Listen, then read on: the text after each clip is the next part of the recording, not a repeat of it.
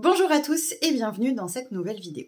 Aujourd'hui, ce sera petit tirage collectif, comme c'est devenu une petite habitude régulièrement sur cette chaîne YouTube.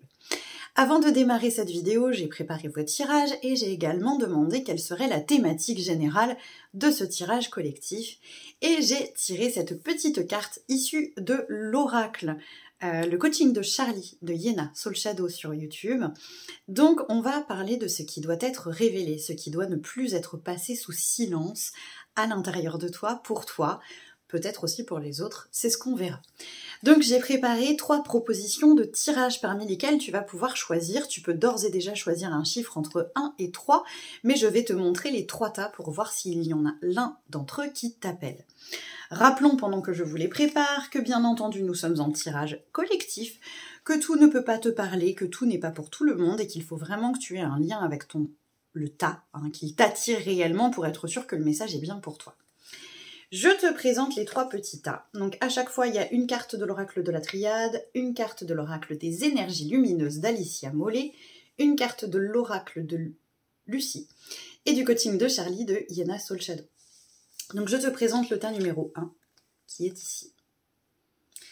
Le tas numéro 2 qui est ici. Et le tas numéro 3 qui est juste là. J'espère que tu as eu le temps de choisir et je démarre tout de suite en vous dévoilant le tas numéro 1. Alors évidemment, je l'ai regardé un petit peu.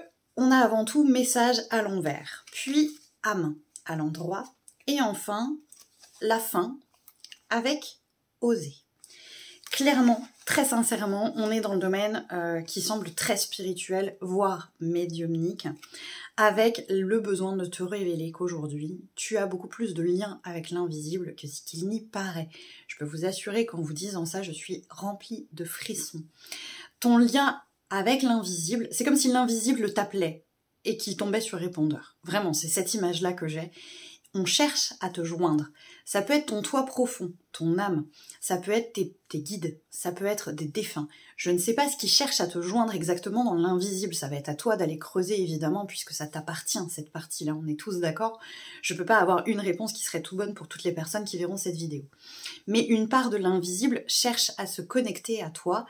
Et tu es sur répondeur, à mon avis, parce qu'il y a des peurs qui n'ont pas été écoutées, entendues et apaisées. Il y a vraiment un lien à je n'ose pas.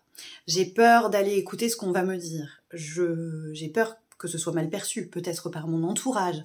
En tout cas, je n'accueille pas le message. Le message reste bloqué. La carte est à l'envers.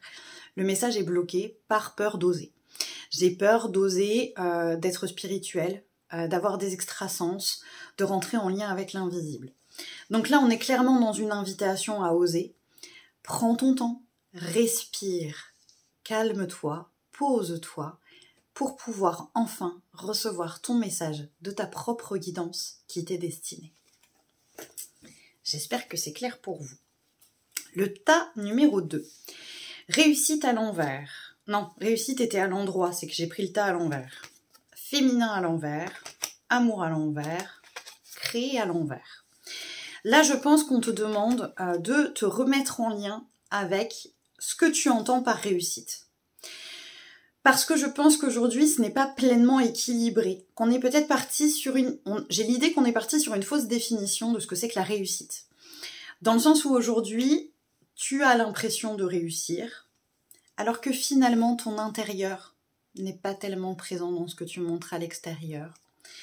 Et que tu n'es pas pleinement dans la joie, dans l'amour de ce que tu fais, et qu'il y a une partie de toi qui ne peut pas s'exprimer, qui ne peut pas créer, qui ne peut pas mettre en place certaines choses. Donc très clairement, là, je pense qu'on est dans la réussite, ce qu'on nous en a imposé socialement. J'ai un bon job, j'ai un bon salaire, je m'en sors bien à la maison, je m'en sors bien avec mes enfants, je suis maman, etc.